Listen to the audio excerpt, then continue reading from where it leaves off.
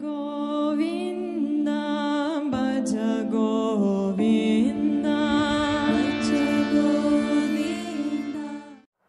हरे कृष्णा। एक फेरी वाला एक लड़का वो गांव-गांव में गली-गली में साइकिल लेकर मतलब कुछ बिजनेस करते थे। कहने का अर्थ है उसका कुछ सामान रहता था जो घर घर में जाके बेचते थे। फेरी वाला मतलब कुछ समझते। फेरी वाला जैसे मान लीजिए दुकान में जो चीज़ मिलता है तो दुकान में थोड़ा स्टैंडर्ड क्वालिटी का होता है लेकिन दाम ज़्यादा लगता है। और फेरी वाला क्या करते हैं उसी चीज़ को गोडाउन से लाते डायरेक्ट और घर घर में पहुंचा के कम दाम में बेचते हैं, जिसे कहते हैं फेरी वाला। तो एक फेरी वाला इस तरह जाते जाते एक घर में आया और बोला है कि फेरी वाला कोई माता जी कुछ चाहिए आपको, इस तरह करके वो बोलने लगा। तो एक घर में एक माता जी उनकी बात को सुन लिया। उसके बाद बोले कि हाँ क्या क्या सामान लाए। तो बोले कि ये देखिए प्लास्टिक का जग है और ये स्टील का बर्तन है, ये कपड़ा है, इस तरह विभिन्न प्रकार का वैरायटी वो फेरी वाला उनको दिखा रहे। तो उनमें से माता जी को जो जो चाहिए था वो ले लिया। तो लेने के बाद करुणा भर माता है ना, माँ का हृदय ही थोड़ा अलग होता है। नारी का हृदय बहुत करुणामय होता है। तो वो माता जी उनकी ओर देखते हुए बोले कि आप कुछ खाए सुबह से। बोले कि माता जी नहीं, अभी तक तो हम कुछ नहीं खाए, अभी तक मैं भूखा ही हूँ। तो एक काम करे, चलो मेरे रूम में आओ, अब थोड़ा रेस्ट लो, बैठो। तो वो फेरी वाला वो बच्चा था लेकिन कहने का मतलब उतना उम्र भी नहीं था, लेकिन क्या करे उसका माता पिता सब कुछ पर्याप्त रूप से उसको पैसा भी नहीं दे पाता पढ़ने के लिए और दिन दुनिया भी अच्छी तरह नहीं चलता उन लोगों का पारिवारिक जीवन। तो जिसके कारण वो पढ़ाई के साथ साथ ये काम भी करते थे। वो पढ़ाई भी करता था और पढ़ाई के साथ साथ ये फेरी वाला ये कुछ माल बेचते थे, सामान बेचते थे, जिसके कारण उनको कुछ हाथ में पैसा आता था, जिसके कारण उसका जीविका भी चलते थे, पढ़ाई लिखाई भी होती। तो उनका ये दशा को देखकर वो इतने कम उम्र में जो कितना कुछ कर रहे हैं, तो माता जी ने पूछा पढ़ाई लिखाई नहीं करते? बोले कि हाँ माता जी करते हैं, लेकिन स्थिति हमारा कुछ ऐसा ही है कि हमारा संसार मतलब हमारा परिवार, मेरे पिताजी मेंटेन नहीं कर पाते फैमिली को, जिसके कारण मुझे ये कर्म करना पड़ता है।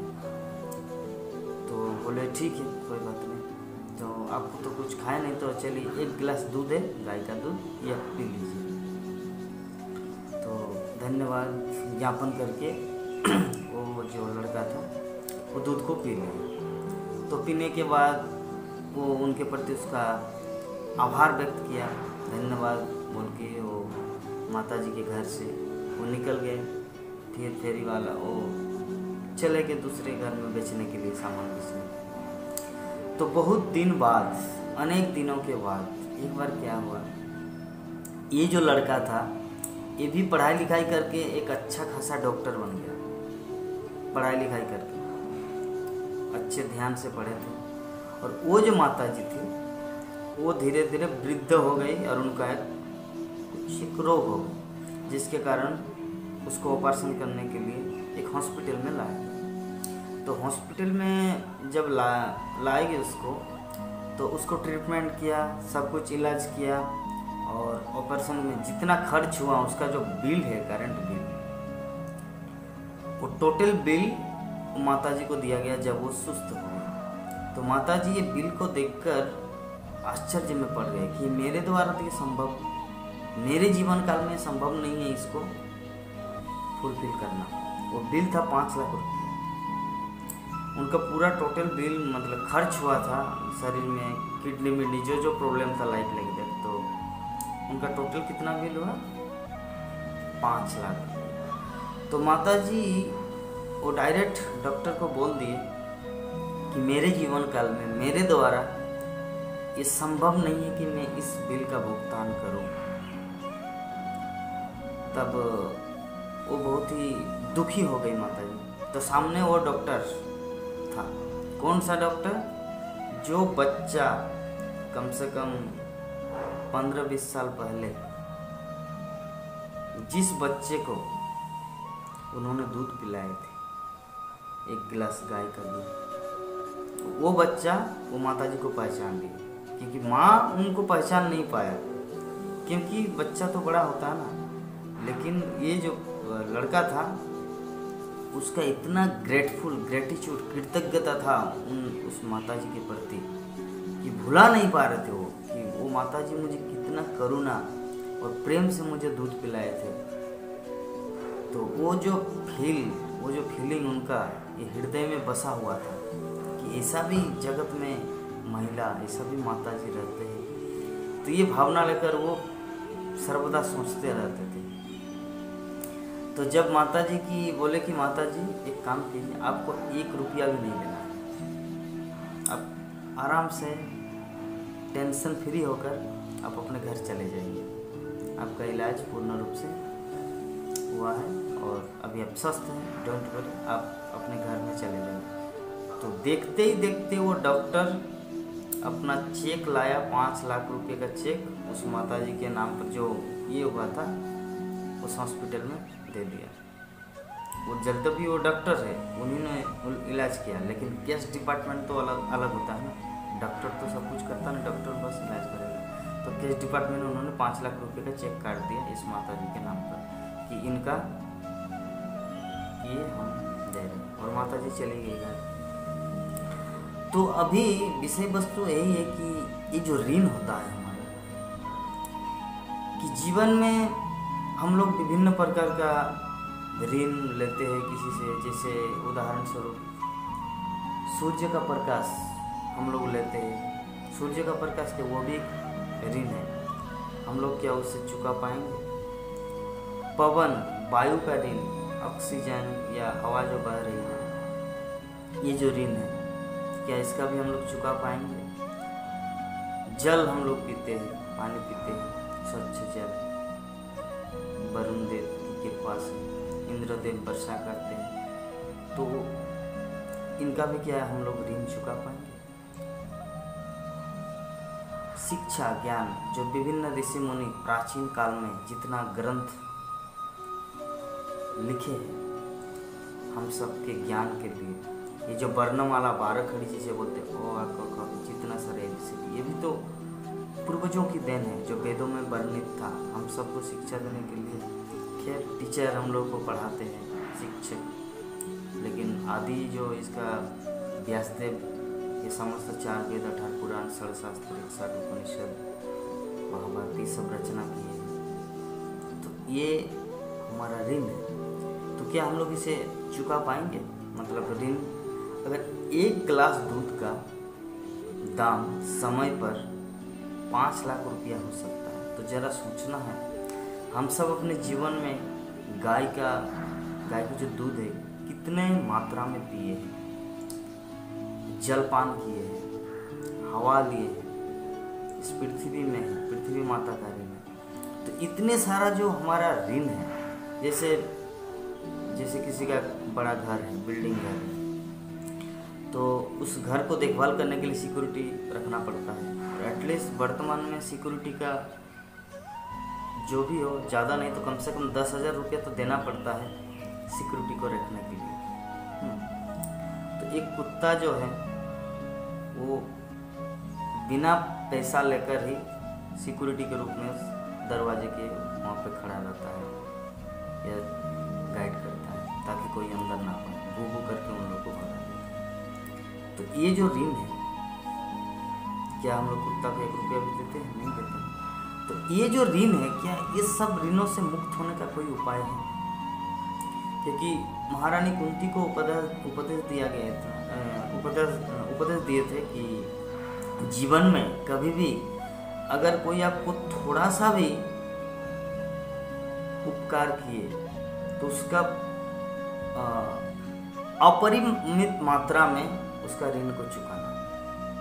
इसका हम लोग बहुत ही ग्रेटफुलनेस है, मतलब कृतज्ञता, इसका बहुत उदाहरण है हमारे वैदिक साहित्यों में हम लोग को देखने को मिलता है कि जब शिशुपाल का वध हुआ तो कृष्णा जब सुदर्शन चक्र, भगवान श्री कृष्ण के सुदर्शन चक्र से शिशुपाल को काटा, सुदर्शन जब रिटर्न आया तो यहाँ से थोड़ा अंगुली कट गया, जब खून निकल रहे थे। तो जैसे ही खून निकल रहे थे, द्रौपदी अपना नया वस्त्र फाड़ के कृष्ण के मतलब अंगुली को पट्टी बांध दी। तो भगवान श्री कृष्ण उनके इस कार्य से इतना संतुष्ट हुआ और उन्होंने कृष्ण उनके सामने प्रतिज्ञा कर दी कि जब द्रौपदी इस समय आने पे एक एक धागा का ऋण चुकाऊंगा। मतलब जब समय वक्त आएगा तो एक एक धागा, एक एक सूता का मैं ऋण चुकाऊंगा।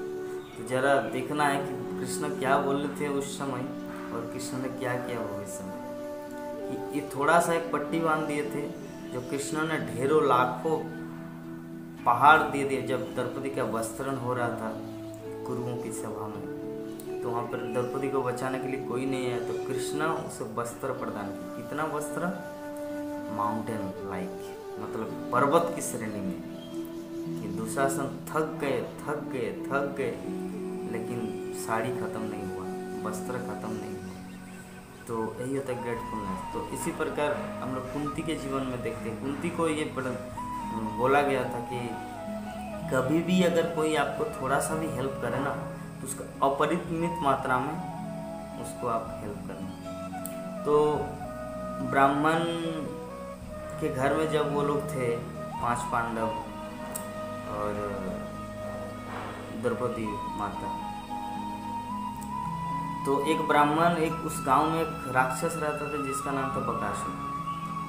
तो बकासुर क्या करते थे, प्रत्येक महीने में एक व्यक्ति 2 बैल, भैंस, एक गाड़ी चावल, अन्न, खीर, ये सारा वो सब खाएगा। बकासुर 2 भैंस खाएगा, 2 बैल खाएंगे, एक मनुष्य को खाएगा और ये राइस वगैरह जितना कुछ है वो खाएगा। इतना खाते थे। तो अभी उन लोगों की बारी थी जिस घर में कुंती और 5 पांडव रुके हुए थे। तो अभी प्रश्न हुआ कि कौन जाएंगे बकासुर का आहार करने। तो उस फैमिली में 4 मेंबर थे, लड़की, लड़का और उनका माता पिता। तो लड़की बोले कि मुझे तो कभी न कभी तो पराए घर जाना ही है, ससुराल में जाना है, तो बेहतर कि अभी चले जाते हैं क्योंकि मैं अपने पिता माता का ऋण चुकता हूँ। लड़का बोल रहे कि नहीं, मैं इस घर का दीपक की तरह हूँ, ठीक है, और मेरे होते हुए आप लोग क्यों अपने जीवन को नष्ट करेंगे, मैं जाऊँगा उस बकासुर का आहार बनने के लिए। तो उनका पिता बोले कि नहीं, आप तो अभी दुनिया देखेंगे, हम तो दुनिया देख लिए, मुझे जाना है, मेरा तो कुछ दिन बाद तो मुझे मृत्यु को प्राप्त होना ही, तो बेहतर है कि चले जाते हैं और अपने जीवन को डेडिकेट कर देते हैं, आप लोगों को बचाएंगे। तो उनकी माँ बोल रही कि आप अगर इस घर से चले जाएंगे तो हमारी जीविका निर्वाह कैसे होगा, कौन धन कमा के लाएगा और हमारे परिवार का मेंटेनेंस होगा। इसीलिए बेहतर है कि मैं कुछ काम कर नहीं हूँ, मैं जाऊँगी। कौन बोले? ब्राह्मण। तो इस तरह करके चारों रो रहे थे कि कौन जाएगा, डिसाइड नहीं कर पा रहे थे। तो कुंती महारानी को आवाज़ सुनाई दी कि कोई रो रहा है। तो जाके देखा, युधिष्ठिर को बोले कि युधिष्ठिर जाओ देखो क्या बात है। तो युधिष्ठिर को भेजा। तो युधिष्ठिर के साथ साथ 4 पांडव, टोटल 5 पांडव और कुंती महारानी सब ये व्यथा सुनी। तो कुंती महारानी बोले कि एक काम कीजिए, आप लोग इस रात को ठहरने के लिए हम लोग को जो आश्रय प्रदान किए, जिसके लिए हम ऋणी हैं, कृतज्ञ हैं, तो इसीलिए आप चारों को उस बकासुर के पास नहीं जाना है। उस बकासुर के पास जाएगा मेरा पुत्र भीम। तो वो लोग बोले कि आप किस तरह की माँ हैं जो अपने बेटे को बलि चढ़ाने ले जा रहे? बोले कि मेरा बेटा, हर माँ अपने पुत्र से कितना प्रेम करते तो वो एकमात्र उनकी माँ ही जानती है, और मैं जानता हूँ कि मैं अपने पुत्र से कितना प्यार करता हूँ। और साथ में मुझे ये भी पूर्ण विश्वास है कि मेरा भीम उनको मार कर, उनका सर्वनाश करके वो रिटर्न आएगा, वो वापस आएगा। ये मेरा कन्फर्म है, ये मेरा विश्वास है। तो कुंती महारानी ने भीम को भेजा और भीम ने उस बकासुर को वध करके वो लोग चले गए। तो कुंती महारानी का एक दिन रात में रुकने का जो ब्राह्मण ने उसको दिया था समय, तो उसी के कारण, ग्रेटफुल कृतज्ञता के कारण भीम को, अगर भीम के अलावा कोई दूसरा गया होता, 5 पांडव को छोड़कर, उन सभी 5 पांडव महायोद्धा है, मतलब उनके अलावा कोई दूसरा अगर गया होता तो बकासुर उनको खा लेते। तो एक दृष्टिकोण से कुंती ने जो किए वो तो वंडरफुल है ना, एक रात के लिए एक का जीवन को डेडिकेट कर देना, इसे कहा जाता है कृतज्ञता, इसे होते हैं, ये है ऋण स्वरूप। तो हमारा प्रश्न है कि हम लोग जो इस जीवन में जितना कुछ लेते हैं, ज्ञान लेते हैं, सूर्य का प्रकाश लेते हैं, जल लेते हैं, वायु लेते हैं, तो इन सब का भी तो कोई तो मैनेजमेंट है। तो क्या हम लोग इतना कुछ ले रहे, क्या हमारा ऋण जो हो रहा है, तो इस ऋण का भुगतान कैसे करेंगे? तो इसका एकमात्र उपाय श्रीमद् भागवतम में, श्रीमद् भागवतम के 11 स्कंद 5म अध्याय के 41 नंबर श्लोक, 11th कैंटो 5 चैप्टर 41 नंबर श्लोक डिस्क्राइब, मतलब इसमें वर्णन किया गया है कि ऋण से कैसे मुक्त हुआ जाए। तो उसमें श्लोक आता है कि देवर्षि भूतात्म निनाम पितृनाम, कि हमारा किस किस का ऋण होता है जगत में। देवर्षि, देव मतलब देवताओं का, ये जो वायुदेव, पवन देव, अग्निदेव, सूर्य देव, इंद्रदेव, ये सब अरेंजमेंट ये लोग को रखा गया मैनेजमेंट, इस भौतिक प्रकृति को संचालन करने के लिए, सब कुछ प्रोवाइड करने के लिए। हम लोग को टाइम पे वर्षा होते तो कृषि कार्य होता है, कृषि कार्य के कारण धन उत्पन्न, धान का, गेहूँ, ये सब, फिर हम लोग उसको बाद में प्रसाद बना के खाते हैं। तो ये जो देवताओं की कृपा से वर्षा होती है, अच्छा वायु वातावरण सब कुछ, तो एक है देवताओं का ऋण जिसको हम लोग चुका नहीं पाते। फिर ये देवर्ष, ऋषि मतलब जो बताया, जो व्यासदेव ने ये सब लिखा, उसको हम लोग कैसे रिटर्न देंगे, ये जो ज्ञान हम सबको प्राप्त हो रहा है। फिर भूता मतलब वो जो कुत्ता का उदाहरण दिया, कुत्ता जो हम लोग कुछ वेतन भी नहीं देते लेकिन कुत्ता सिक्योरिटी के रूप में रहता है। पितृनाम मतलब पिता माता, जो जिन्होंने हमको इस पिता माता जिस संसार में हमें लाए, उन लोगों के लिए हम क्या कर पाए। तो यहाँ पे इस श्लोक में वर्णन है, श्रीमद् भागवतम के श्लोक में वर्णन किया गया कि कौन सा ऐसा एक सोल्यूशन है जिसके माध्यम से समस्त ऋणों को शोध किया जाए। जैसे इनकम टैक्स जो ऑफिस होता है देश में, तो अगर हम लोग इनकम टैक्स ऑफिस में अगर पैसा डाल देते हैं तो जितने सारे डिपार्टमेंट है वो सब जगह मिल जाता है। ऐसा नहीं कि परिवहन ऑफिस में जाके कुछ देना पड़ेगा, आरटी ऑफिस में, वन विभाग में ऑफिस में जाके कुछ देना पड़ेगा, कलेक्टर ऑफिस में जाके कुछ देना पड़ेगा, ऐसा नहीं। सिर्फ इनकम टैक्स ऑफिस में अगर डाल देते हैं तो हमारा जो आयकर जो विभाग है मैनेजमेंट, तो वो सबको वितरित कर देते हैं। तो उसी तरह जो 33 करोड़ देवी देवता है और ऋषि है, पिता माता भूत, इतना सारा जो ऋण हमारा हो जाता है। देवर्षि भूतात्म निनाम पितृनाम नकिं करो नाम मनिम चराजम, कि सर्वात्मन ज शरणम शरणम गतो मुकुंदम परिहित कीर्ति। मतलब इस श्लोक में वर्णन किया कि इतने सारे जो ऋण है हमारा, लेकिन एकमात्र गतो मुकुंदम परिहित करतम, कि सर्वात्मना ज शरणम शरणम, जो सर्वात्मना सबका जो आत्मा है, 33 करोड़ देवी देवता हो, ऋषि मुनि का हो, कोई जीवात्मा का, जितने सारे हम लोग ऋण से बद्ध हो चुके हैं। तो इस ऋण से मुक्त होने का उपाय क्या है? कि सर्वात्मना ज शरणम शरणम, जिसका समस्त जीवात्माओं का, समस्त ऋषि मुनियों का, समस्त देवताओं का जो शरणीय स्थल है वो कौन है? मुकुंद, कृष्णा, भगवान श्री कृष्ण। सर्वात्मना ज, जो व्यक्ति उस कृष्ण को, शरणम शरण्यम, जीव जो सारे जगत के प्राणी, यहाँ तक के समस्त देवी देवता जो शरण ले चुके भगवान कृष्ण का, गतो मुकुंदम परिहर्त कीर्तिम।